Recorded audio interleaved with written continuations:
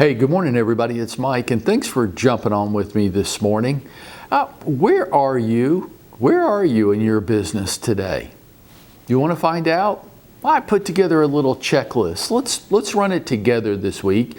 Each day, I've got a 10 to 12 point checklist. Each day I'm going to cover 2 to 3 points. And here's what I'd like to ask you to do. Let's make a game out of this. Let's see where you stand.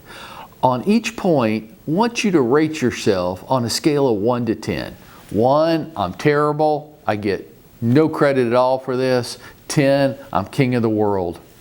Okay, so you rate yourself. And let's see by Thursday where you end up with our scoring system. Fair enough? Let's jump in. Number 1, do you have a narrowly defined, specific target audience? Do you? Do you have your group of peeps? That group of people where you're building top of mind, credible expert awareness. Do you? Is it at least 500 people? To get started, probably no more than 1,100 to 1,200. Okay. If you're more experienced, you've been in the business for a while, you've been doing this, maybe yours is larger, but at least 500 to get started. Anything less than that there's really not a return on investment. So, and is it narrowly defined? Well, Mike, what do you mean? I mean this.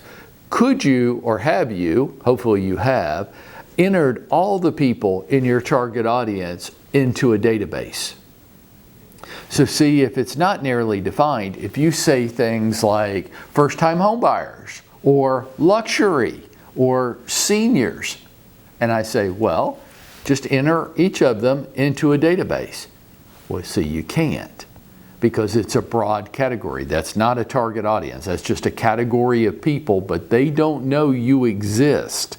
And you would have to market to all 7 million people in the metro Atlanta area in order to find that group of people. And I'm just betting you don't have millions of dollars in marketing dollars to put in play this year. So we have to more narrowly define it. Do you have a narrowly defined, specific target audience? Rate yourself on a scale of 1 to 10. Number 2, do you have a written 4 to 6 step strategy for becoming the top of mind, credible expert? Strategy, what do I mean by that? I mean the strategy is the actions I take every day to become the top of mind, credible expert. Do you have that? Now look, if you just think you have it, but you haven't put it in writing, you don't have it. You don't. You want to believe you do, but you don't. Just put it down in writing.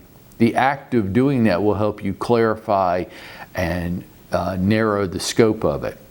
So the question is, do you have a written 4 to 6 step strategy, action steps for becoming the top of mind, credible expert with that target audience? Rate yourself on a scale of 1 to 10. What kind of number would you assign? How robust is your strategy? So far we've asked 2 questions. Do you have a defined target audience?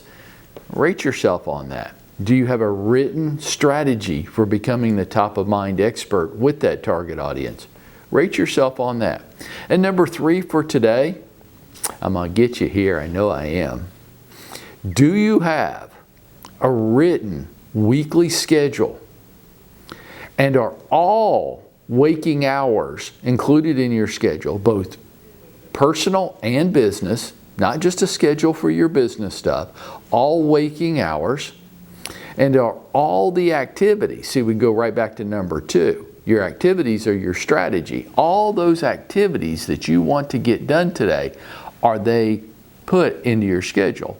So if you said to me, well, I'm going to make a video today and post it to my social media platforms, I would say that's excellent. That's awesome. Glad to hear it. What time today are you going to do that? Well, just, I'm going to do it when I get to it. You won't. You won't. What gets measured gets done. and you are going to fall to the law of good intentions. You're going to have a lot of things that you meant to do today that you didn't get around to. Do you have a written weekly schedule? Well, I like to use to-do lists. To-do lists are fine if you're in elementary school, but we're trying to run businesses here that will support the lifestyle that we've chosen to live, right? Okay, the to-do list or elementary school. We need to graduate. Those items that are on your to-do list, you got away with that stuff before, right? You got away with having a to-do list, and you like checking things off or crossing them off. It's very satisfying to you. I know, me too. But that's elementary school. If you want to run a business, you're going to have to take that to-do list and plug it into your schedule. So all those things on your to-do list, what time today are you going to do each one of them? And if you don't do that because you just want to wing it as the day goes along, that's fine. That's your choice. But I would encourage you to revise your goals, because you're just not going to be able to do that much business. Why? Because, my friends, time is the only thing you and I have. It's the only resource that we have to sell is our time. And if you're treating your time like that, then you are in elementary school. You're not a sophisticated small business owner. Do you have a written weekly schedule? Are all waking hours included in there, both personal and business time? And are all the activities that you want to get accomplished today, are they scheduled like an appointment in your schedule? How would you rate yourself 1 to 10 on that right now? Okay, so we're going to stop there for today. I want you to take a look back over those 3 questions and the type of rating that you gave yourself there. Are you happy with it? Are you satisfied? Are you proud? Well, today's your chance to do something about that as we go out there and we make it happen for ourselves today.